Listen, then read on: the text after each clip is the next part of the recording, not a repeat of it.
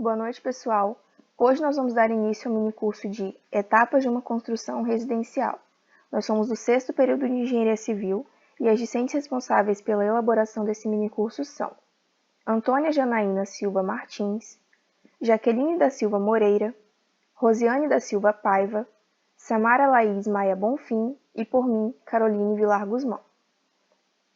Nesse vídeo, iremos mostrar quais são as etapas e detalhar um pouco sobre algumas delas.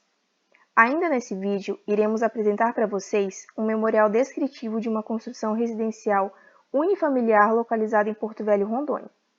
Esse memorial tem todas as etapas de uma construção e todos os materiais escolhidos pelo nosso grupo para a construção dessa obra. Lembrando que as escolhas desses materiais foram feitas visando a situação do local escolhido para a execução da obra, a variação climática da região e diversos outros fatores que vamos passar para vocês ao longo desse curso. A primeira coisa que devemos observar quando temos que fazer uma obra é o terreno que ela será implementada. O terreno é o início de tudo, sem ele nada de obra. Assim, antes de iniciar um projeto, devemos conhecer o terreno. É conveniente fazer um roteiro contendo localização, área a ser construída e zoneamento urbano. Depois que você já fez uma pesquisa sobre o clima da região, o local que será executada a obra, e tendo em mãos o projeto arquitetônico já aprovado, é hora de identificar os serviços preliminares e pesquisar dentro da sua região o que será mais viável e acessível entre os materiais e serviços disponíveis para a sua localidade. Vamos detalhar para vocês agora um pouco mais sobre essas etapas, iniciando pelos serviços preliminares. O primeiro passo é a limpeza do terreno. Com o projeto aprovado e com as autorizações em mãos, é possível começar efetivamente a obra. A limpeza do terreno irá prepará-lo para a chegada das máquinas e do pessoal da obra. Durante essa limpeza, poderá ocorrer a necessidade de suspensão vegetal, ou seja, da retirada de árvores. E quando há demolições? Nem sempre é técnica ou economicamente viável a utilização de construções existentes no terreno para o aproveitamento, sendo muitas vezes necessária a sua completa remoção, antes mesmo da implantação do canteiro, caracterizando uma etapa de serviços de demolição. Vamos falar agora sobre o serviço de terraplanagem. Com base na planta e no levantamento topográfico, marcam-se os níveis da obra. Nessa fase, são feitos os cortes no terreno e a movimentação de terra. Com isso, é feita a marcação do dimensionamento e níveis adequados ao projeto. É muito importante a definição correta dos níveis. Vamos falar agora sobre o serviço de corte. O corte pode ser definido como a remoção de material em seu estado natural para algum tipo de manuseio, sendo ele empréstimo ou descarte. Já os aterros são segmentos que requerem o depósito, espalhamento e compactação controlada de materiais provenientes dos cortes ou dos empréstimos. Também pode haver o serviço de corte mais aterro. Nele não se faz necessária a retirada do solo para regiões distantes, economizando no transporte, uma vez que poderá haver a compensação do corte com o aterro necessário. Na fase de movimentação de terra, geralmente utiliza-se um trator para o trabalho pesado. Na movimentação de terra, o ideal é que haja uma compensação entre o corte e o aterro, tirando terra de um lado e passando para outro, para que não haja necessidade de retirar ou colocar terra extra no terreno. A área de aterro formada deverá ser compactada. Agora vamos ver os equipamentos usualmente empregados na escavação. Podem-se empregar equipamentos manuais ou mecânicos. Os manuais, constituídos sobretudo pelas pás, enxadas e picaretas, são empregados quando se tem pequeno volume de solo a ser movimentado, ou seja, até 100 metros cúbicos. Para volumes superiores, recomenda-se a utilização de equipamentos mecânicos que permitem maior produtividade, dentre os quais destacam-se, para o uso em escavações de edifícios, a pá carregadeira, escavo-carregadeira, retroescavadeira, clamshell e pá carregadeira de pequeno porte. Vamos falar agora sobre a locação do canteiro de obras. O canteiro de obras pode ser definido como área de trabalho fixa e temporária, onde se desenvolvem operações de apoio e execução de uma obra. Área de vivência em canteiros pode ser definida como conjunto de áreas destinadas à execução e apoio dos trabalhos da indústria da construção, dividindo-se em áreas operacionais e áreas de vivência. A obra de construção de edifícios tem seu início propriamente dito com a implantação do canteiro de obras. Porém, esta implantação requer um projeto específico que deve ser elaborado com cautela, a partir das necessidades da obra e das condições do local. Logo, antes mesmo do início da implantação do canteiro, algumas atividades prévias, comumente necessárias, podem estar a cargo do engenheiro de obras. Dessa forma, deve-se haver verificação da disponibilidade de instalações provisórias. Para o início e desenvolvimento das atividades de obra, é necessário que o canteiro seja provido de instalações elétricas e de instalações hidrossanitárias, sem as quais o trabalho a ser iniciado fica bastante prejudicado. Vamos falar agora sobre as instalações de força e luz. São vários os equipamentos necessários para o início e o desenvolvimento das atividades de obra, como, por exemplo, betoneiras, serras elétricas, furadeiras, entre outros. No caso de não existir rede no local, deve-se fazer um pedido de estudo junto à concessionária, para verificar a viabilidade de extensão da rede existente até a obra. Vamos falar agora sobre as instalações hidrossanitárias. No caso de inexistência da rede pública de água no local da obra, caso pouco comum, deve-se verificar a possibilidade de expansão da rede junto à concessionária. Em casos onde não existe rede e nem mesmo plano para expansão da existente, tende-se como alternativa a perfuração de poços no local da obra ou ainda a compra de água, que comumente é entregue através de caminhões. Vamos falar agora sobre a etapa de fundação e sondagem. Vamos iniciar falando sobre a etapa de fundação. Fundação é a estrutura responsável por transmitir as cargas da edificação ao solo. É projetada levando em consideração a carga que irá receber e o tipo de solo analisado. Essa etapa é específica do projetista responsável pela edificação. Contudo, é importante que o proprietário acompanhe todas as etapas do processo, pois, caso não seja dimensionada corretamente de acordo com as cargas que irá suportar, podem acarretar danos irreversíveis ao cliente. Vamos falar agora sobre os tipos de fundação. Vamos iniciar falando sobre a fundação rasa ou direta. Esse tipo de fundação é executado em valas rasas, com profundidade máxima de 3 metros ou que repousam diretamente sobre o solo firme e aflorado, caracterizadas por alicerce e sapata. Temos também a viga baldrame. Essa é constituída de uma viga, que pode ser de alvenaria, de concreto simples ou de concreto armado, construída diretamente no solo, dentro de uma pequena vala. Temos também a fundação contínua.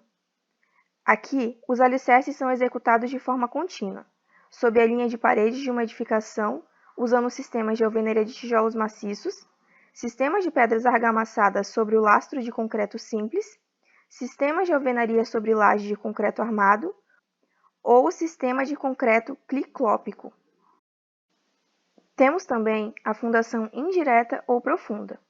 Essas transmitem o peso da construção ao solo por meio de um fuste e podem ser estacas ou tubulões. Lembrando que, independente do tipo, é fundamental investir na impermeabilização da fundação, evitando que sua casa venha a sofrer com infiltrações e outros problemas futuros. Vamos falar agora sobre o processo de sondagem. Antes de iniciar uma construção, é essencial realizar uma investigação geotécnica. Esse procedimento é normativo e indispensável para qualquer edificação, pois os resultados podem interferir na viabilidade do empreendimento. O processo de sondagem acontece por uma análise do local onde será realizada a construção, por meio de uma amostragem do solo e ensaios específicos de campo. A sondagem é como se fosse um raio-x do terreno, com o objetivo de identificar as características do solo mais importantes, inclusive quanto ele irá resistir, e, por fim, decidir qual fundação adotar no projeto da edificação. Vamos falar agora sobre o processo de sondagem. Por meio da sondagem, é possível conhecer as principais características do terreno, como, por exemplo, a espessura das camadas, suas respectivas resistências e a localização do lençol freático, caso exista. A partir destas informações, define-se o melhor tipo de fundação para a edificação. Caso o projetista não tenha esses dados, a possibilidade da fundação e a estrutura da edificação serem superdimensionadas é grande. Vamos ver agora sobre os tipos de sondagens. Existem vários tipos de sondagens de solo, sendo cada uma indicada para determinado tipo de terreno. Vamos ver agora alguns exemplos. Primeiramente, a sondagem a trado. Essa sondagem é a mais simples que existe, sendo muito empregada em obras de saneamento e de estradas. Esse tipo de sondagem é capaz de nos dar informações adicionais, além de permitir uma amostragem do solo. É interessante destacar que esse método pode ser realizado manualmente, por meio da utilização de lâminas cortantes. Temos também a sondagem a percussão ou sondagem SPT. Esse tipo de sondagem é um método de investigação geólogo-geotécnica de solos. Nesse tipo de sondagem, utiliza-se um amostrado padrão tipo Raymond para a retirada de amostras do solo e realização do ensaio de penetração dinâmica SPT. Basicamente, o SPT é um ensaio executado a cada metro do terreno ao longo de todo o decurso do subsolo, onde o objetivo é obter índices de resistência à penetração do solo. Podemos comparar a sondagem a trado à sondagem a percussão. A principal diferença entre esses tipos de sondagem se dá pela determinação do índice de resistência à penetração. Temos também a sondagem rotativa. A sondagem rotativa visa investigar e reconhecer as rochas e os materiais impenetráveis à percussão, permitindo a retirada de amostra da rocha, denominadas testemunhos. Por meio desse método, é possível atingir grandes profundidades dos perfis geológicos em cada furo. Vamos falar agora sobre a etapa de estrutura.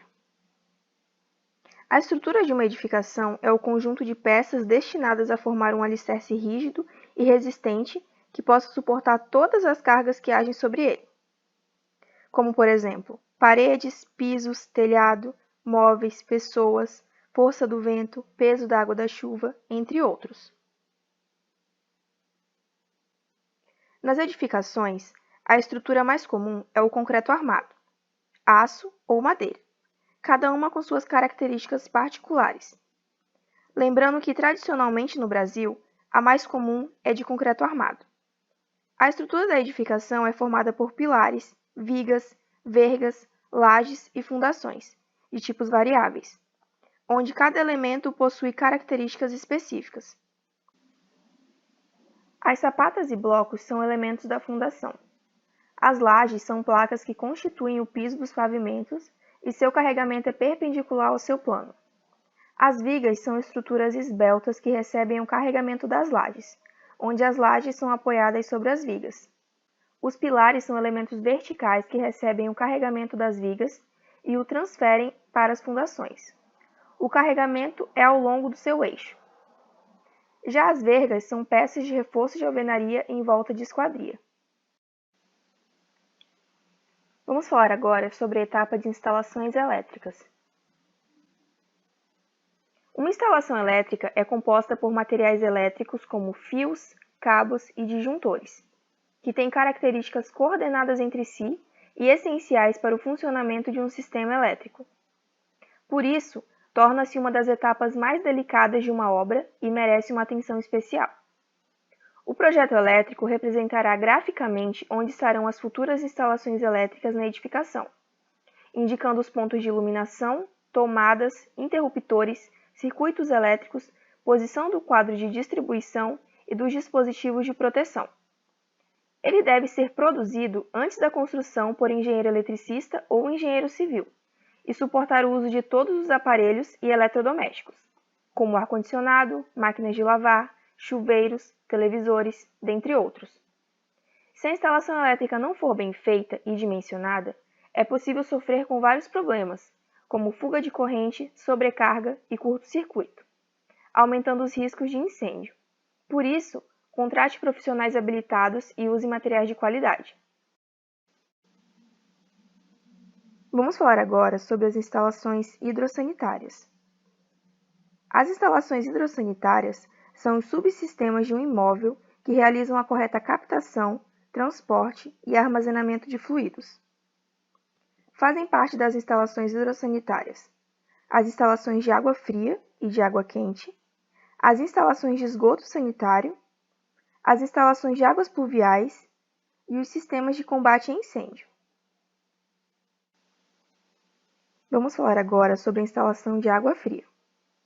A instalação de água fria é o sistema de instalações hidráulicas, ou seja, tubulações, conexões, equipamentos, reservatórios e dispositivos acessórios, que tem como objetivo abastecer todos os pontos de água projetados que serão usados em um imóvel.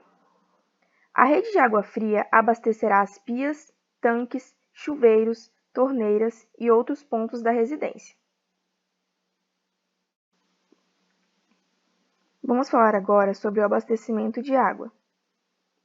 O abastecimento de água pode ser feito de várias formas, como por poços artesanais ou pela rede pública. No caso dos poços, é preciso realizar a elevação da água do poço para o reservatório por meio de bomba elétrica ou manual. Já para o abastecimento da rede pública, é preciso realizar a instalação com ponto de entrada e cavalete. Agora vamos falar sobre caixa de água. É indispensável em qualquer obra, e dependendo do projeto, será preciso dispor de mais de uma caixa de água, inclusive com versões subterrâneas. Tecnicamente, não existe um limite máximo para a quantidade ou capacidade da caixa de água em uma construção. Entretanto, existem especificações mínimas ditadas pela NBR 5626. A instalação da caixa de água ocorre apenas após o término do telhado. Antes de concentrar a laje, sempre verifique se todas as conexões da caixa de água estão devidamente posicionadas. Agora vamos falar da etapa de instalações de drenagem. O que é um sistema de drenagem de águas pluviais? Também conhecido como drenagem urbana, se trata justamente de um processo de controle e gerenciamento das águas da chuva. Seu principal objetivo é minimizar os problemas que esse excesso de água pode causar, como os deslizamentos de encostas e enchentes.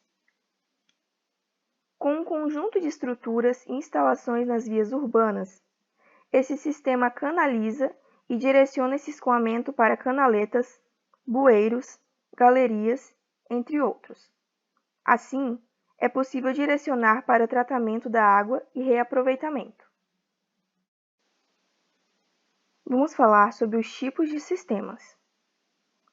Existem ainda duas classificações para a drenagem de águas pluviais, que são divididas em microdrenagem, utilizados para a coleta de águas superficiais ou subterrâneas, através de pequenas e médias galerias, e macrodrenagem, que inclui também galerias de grande porte e outros corpos receptores como os rios e canais. Vamos falar agora sobre a estrutura de um sistema de drenagem pluvial. Existem alguns itens que compõem esse tipo de sistema para que ele seja eficaz.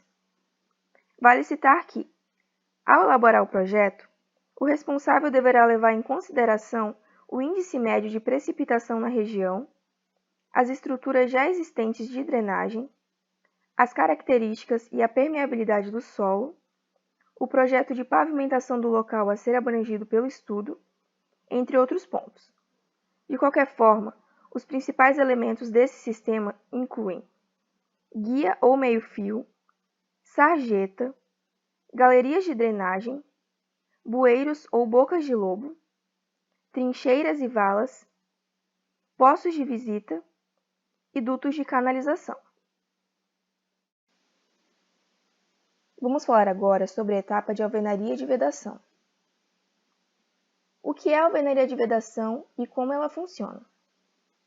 A alvenaria de vedação é a técnica construtiva mais utilizada no Brasil para separar ambientes de um edifício.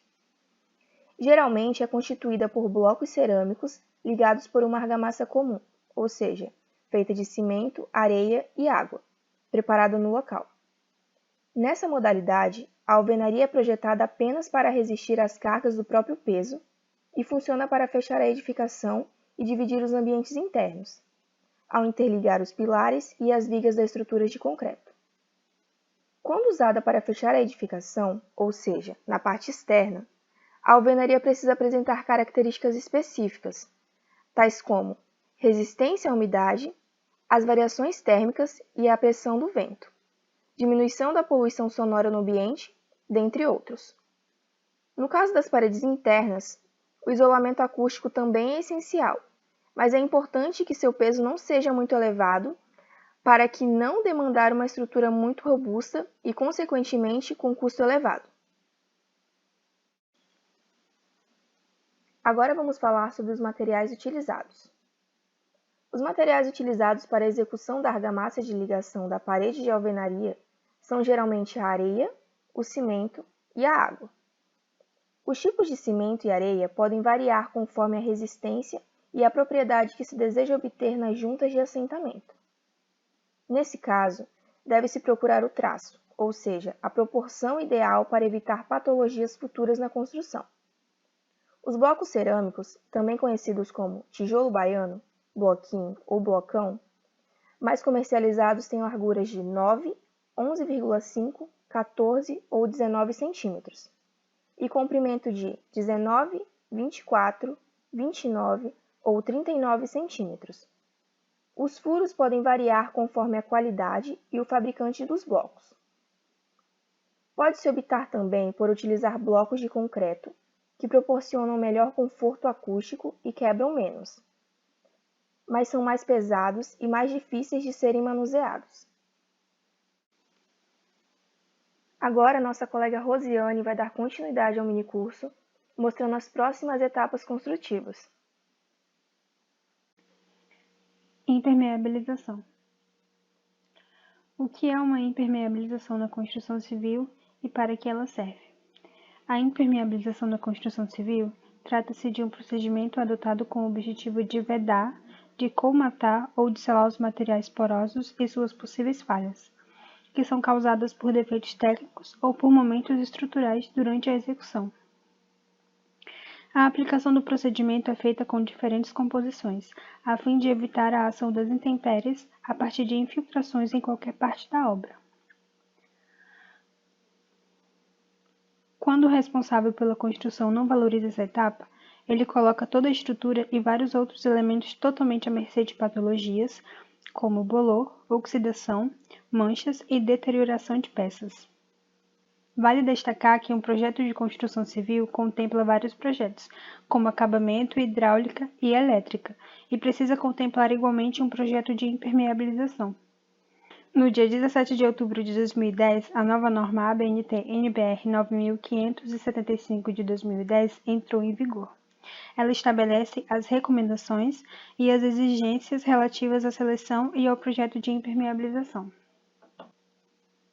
Áreas que podem ser impermeabilizadas: fundações e baldrames, terraços, lajes e todas as áreas descobertas, telhados e as coberturas planas, pisos molháveis como os da cozinha, banheiro e áreas de serviço, caixas d'água, reservatórios de água e piscinas, paredes que recebem chuva de vento e paredes onde a água escorre, calhas de escoamento de águas pluviais, soleiras de portas que abrem para fora, peitorais e esquadrias de janela, entre outras. Estrutura de cobertura e telhado. Cobertura. A cobertura é a fase da construção do telhado ou da laje que irá proteger a casa. A definição de como será a cobertura, ou seja, tipo de telhado, inclinação, quantas águas, etc., é de responsabilidade do engenheiro ou arquiteto responsável.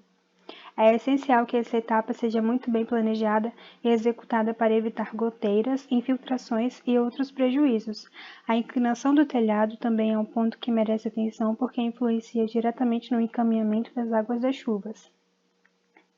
Além disso, é importante que a cobertura escolhida ofereça um bom conforto térmico e acústico aos moradores. Estrutura. A estrutura é o conjunto de componentes ligados entre si que tem a função de suportar o telhado e a parte do sistema de captação de águas pluviais. Ela pode ser de madeira, de metal ou de concreto e é composta por uma armação principal e outra secundária. Telhado. Existem muitas possibilidades como platibanda, ficam total ou parcialmente escondidos. As águas pluviais são captadas pelas calhas e levadas para o exterior do imóvel pelos condutores. De beiral, ficam completamente visíveis, formando balanço sobre o prumo da parede. As águas das chuvas correm livremente, dispensando o uso de calhas e condutores. Teto verde. A aplicação e uso de vegetação sobre a cobertura com impermeabilização e drenagem adequada oferece maior conforto térmico. Telha. A decisão do tipo e do material das telhas depende de fatores como incidência de chuvas, temperaturas médias da região, tipologia da construção e disponibilidade de materiais e de mão de obra. Algumas opções são: cerâmicas são as mais comuns no país. As mais usadas são as francesas, a portuguesa, a romana e a colonial. Elas possuem isolamento térmico e facilidade de limpeza e de manutenção, porém exigem uma estrutura mais resistente. Esmaltadas, tipos de telha cerâmica diferenciada apenas no acabamento. Possui grande variabilidade de tonalidades e oferece mais durabilidade e resistência, porém tem um custo mais elevado. Fibrocimento, também conhecido como brasilite ou eternite. Esse material é leve, resistente, durável e mais barato, contudo absorve muito calor, sendo necessário construir um forro ou uma laje. Fotovoltaicas. São telhas de cerâmica que têm como objetivo gerar energia elétrica a partir da luz do sol. Essas são opções mais caras. Galvanizadas.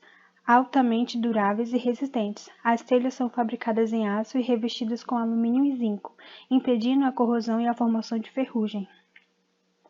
Porém, seu isolamento térmico é ruim e é uma telha mais barulhenta.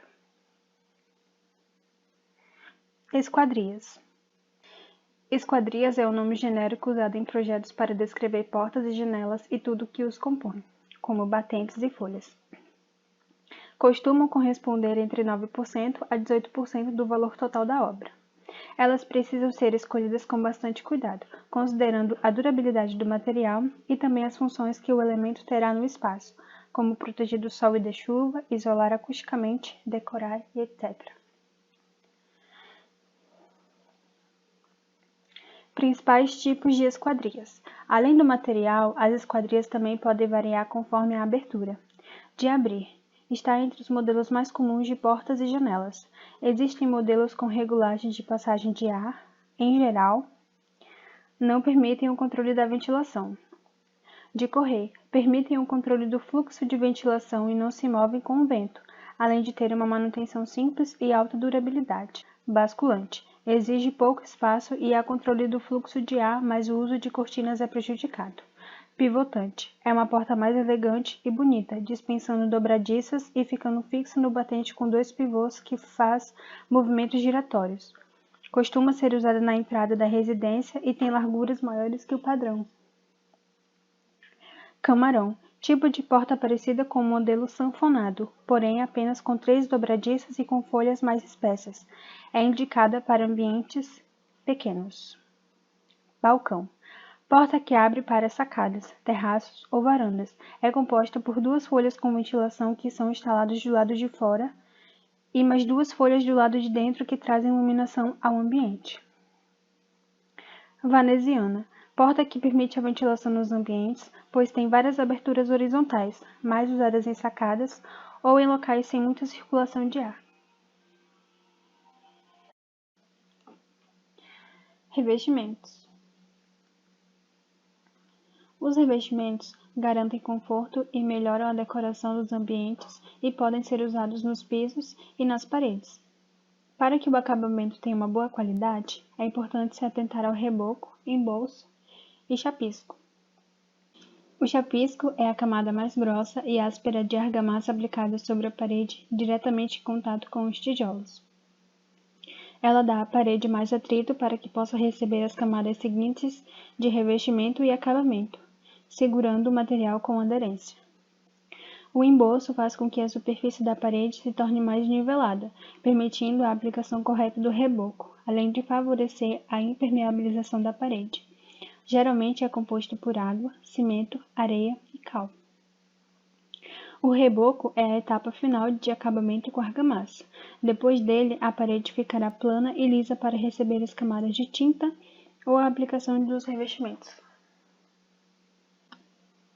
Tipos de revestimentos. Porcelanatos. Podem ser usados nos pisos ou nas paredes. Eles são uma variação da placa cerâmica, mas com um processo de fabricação diferenciado, além do uso de matérias-primas com baixa absorção de água. É possível encontrar versões com diferentes tipos de acabamento, como natural, polido ou esmaltado. Cerâmicas. Também existem versões para piso e paredes. São mais baratas que os porcelanatos, com diferentes possibilidades estéticas e maior resistência à dilatação térmica. Além disso, são fáceis de limpar. Pastilhas. Existem pastilhas de cerâmica e de vidro. As de vidro são bem duras, usadas em piscinas e fachadas. Podem ser compradas em placas e colocadas em papel craft ou telas. As de cerâmica são conjuntos de placas porcelânicas com alta dureza e baixo índice de absorção de água. É possível encontrar com 2 tipos de acabamento, natural ou esmaltadas. Além desses, ainda existem outras opções, como pedras naturais, piso e parede, pisos cimentícios, ladrilhos hidráulicos, paredes, pisos laminados, pisos vinílicos, pintura epóxi, entre outros. Forro. O tipo de forro indicado depende de diversos fatores da obra, como localização, proposta arquitetônica, nível de exposição ao sol e tamanho dos ambientes. Se estamos falando em opção de formato, o modelo de forro inclinado, por exemplo, é ideal para obras dinâmicas com uma proposta diferenciada de efeitos de iluminação. Já para ambientes em que o pé direito é alto e o espaço interno é reduzido, a melhor opção é o forro liso. Para proporcionar maior destaque aos móveis e à decoração, o forro rebaixado cumpre bem a função, delimitando os espaços, enquanto que o forro recortado é a melhor forma para destacar os ambientes mais amplos. Além disso, é essencial avaliar qual o melhor material para o forro. No caso de uma construção na região litorânea, o forro de metal não é recomendado, já que enferruja facilmente com a maresia. Da mesma forma que o forro de madeira demanda maior cuidado no campo, devido à rápida proliferação de cupins. Atualmente você encontra diversos tipos de forro de gesso: PVC, lã de vidro, lã de rocha, mineral, metal, bambu ou madeira. No entanto, muitas dessas opções são descartadas quando falamos em economia, sustentabilidade e facilidade de aplicação. Pintura. A pintura já é a fase de acabamento da obra. Ela deverá ser feita nas áreas internas e externas, ajudando a decorar e a proteger as paredes. É importante comprar tintas próprias para cada ambiente de acordo com as condições apresentadas. Interna. Nas áreas internas, a tinta látex ou PVA é a mais indicada para pintura de paredes e de teto. É uma tinta à base de água que pode ser limpa apenas com um pano úmido, com secagem rápida e odor mínimo. Está disponível nos acabamentos fosco, semibrilho ou acetinada. Na área do banheiro ou da cozinha, prefira a tinta epóxi, indicada para áreas molhadas e que também pode ser usada sobre azulejos e pisos. Ela é de difícil aplicação e necessita de mão de obra especializada. Outra opção é a tinta super lavável, indicada principalmente para ambientes com criança. Ela é mais resistente à limpeza e lavagens. Quem é alérgico pode investir nas tintas inodoras, que permitem um cheiro em até 3 horas. Na hora de fazer a pintura, não se esqueça de retirar todos os espelhos das tomadas e interruptores e de cobrir os rodapés, as dobradiças das portas e os móveis. Externo. Nas áreas externas, a tinta acrílica é a mais indicada. Ela é parecida com a látex, porém é altamente impermeável. Também está disponível em acabamento fosco, sem-brilho e acetinato. Outra opção são as tintas emborrachadas, indicadas para cobrir trincas e pequenas fissuras. Elas são resistentes à chuva e ao sol, além de prevenir o aparecimento de mofo, descascamento e desbotamento. Uma tinta mais econômica é a cal, que também possui fácil aplicação. Como é de uma textura mais grossa, ela consegue disfarçar bem as imperfeições. Para pintar as portas e janelas de madeira, ferro ou aço, use as tintas à base de óleo e esmalte. Essa é uma tinta bem resistente à chuva e ao sol. Outra ideia é o verniz, principalmente para a madeira. No caso de locais expostos a intempéries, use o verniz náutico. Quem quer evitar problemas posteriores pode investir em opções como as texturas, que ajudam a proteger ainda mais as paredes externas, além de trazer um visual diferenciado. Memorial descritivo. Bom, agora nós vamos apresentar para você um memorial descritivo de uma residência unifamiliar localizada no município de Porto Velho, Rondônia. Esse memorial consiste na análise e seleção dos materiais mais adequados em termos de qualidade, funcionalidade e relação custo-benefício para a construção de uma residência unifamiliar. A residência é constituída por um pavimento subdividido em sala integrada com copa, dormitório, banheiro, lavanderia e varanda. As escolhas dos materiais que serão usados para a construção de residência é dividida em algumas etapas, como já foi mostrado anteriormente.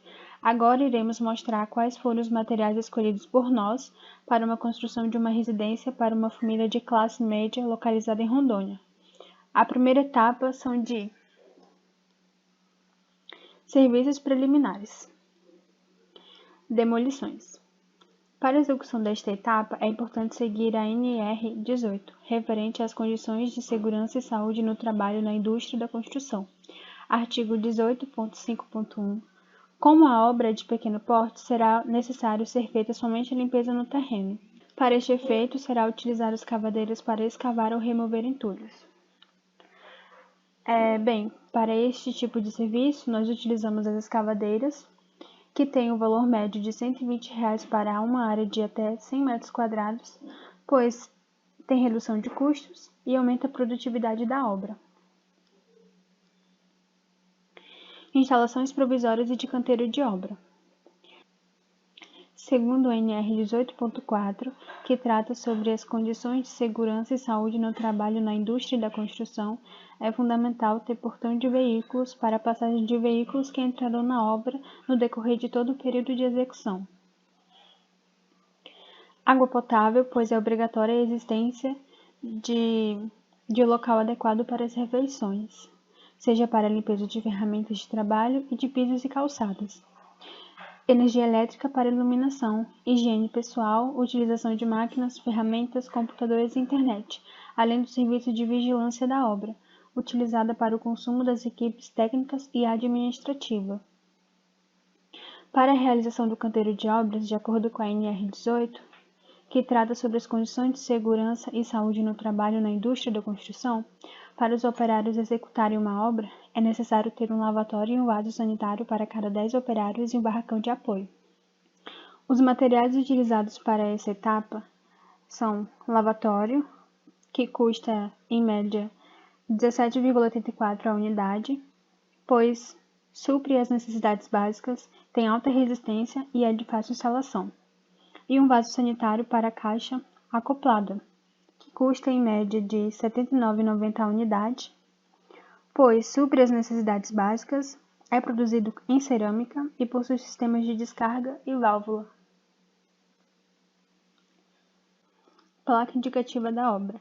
De acordo com o artigo 16 da Lei Federal nº 5.194/66, a placa indicativa da obra é um dos mecanismos de valorização profissional, que tem como objetivo mostrar para a sociedade que os serviços realizados na obra possuem técnicos, profissionais responsáveis legalmente habilitados.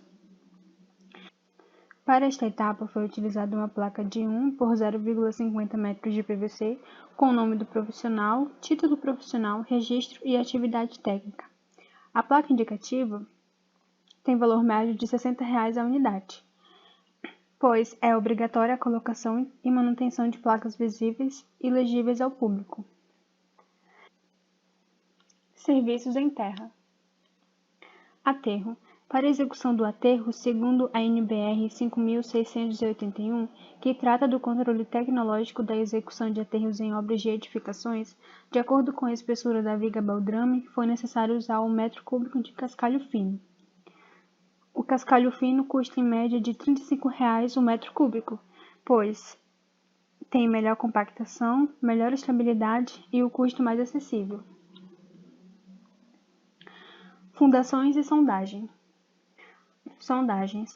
A escolha da sondagem foi de acordo com a NBR 9.603, que estabelece os requisitos mínimos para a sondagem a trado em investigação geológico-geotécnica, dentro dos limites impostos pelo equipamento e pelas condições do terreno.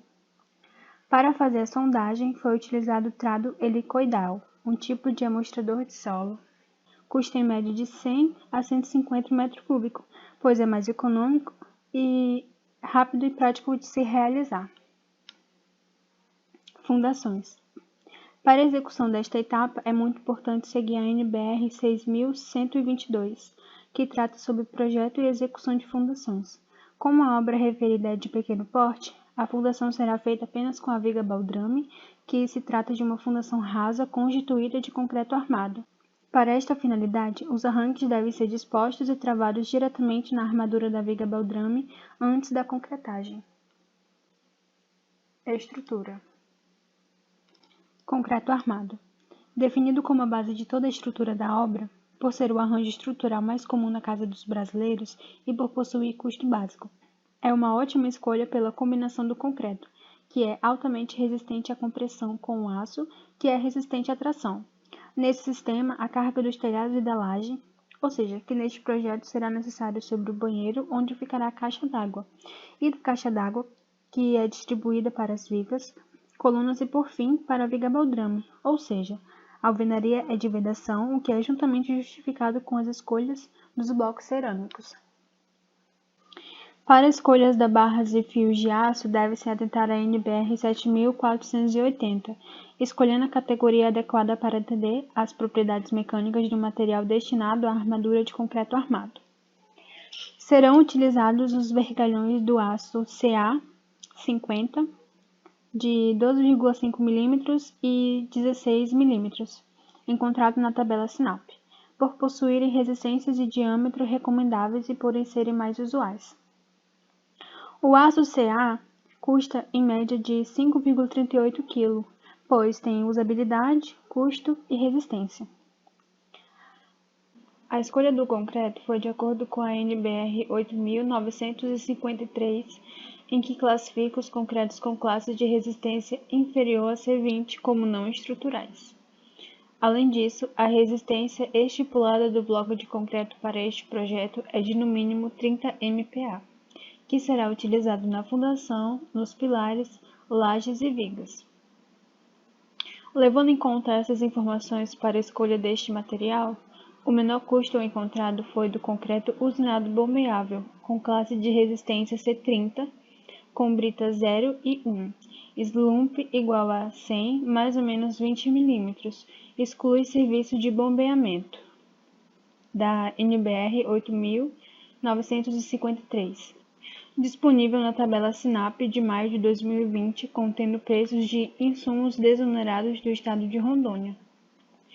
O material concreto usinado bombeável, que custa em média de R$ 408,02 o metro cúbico, pois tem usabilidade, custo e resistência.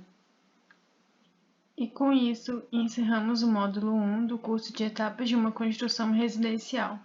Agradecemos a atenção e nos vemos no módulo 2 deste curso, que irá ao ar sábado, dia 17, às 20 horas.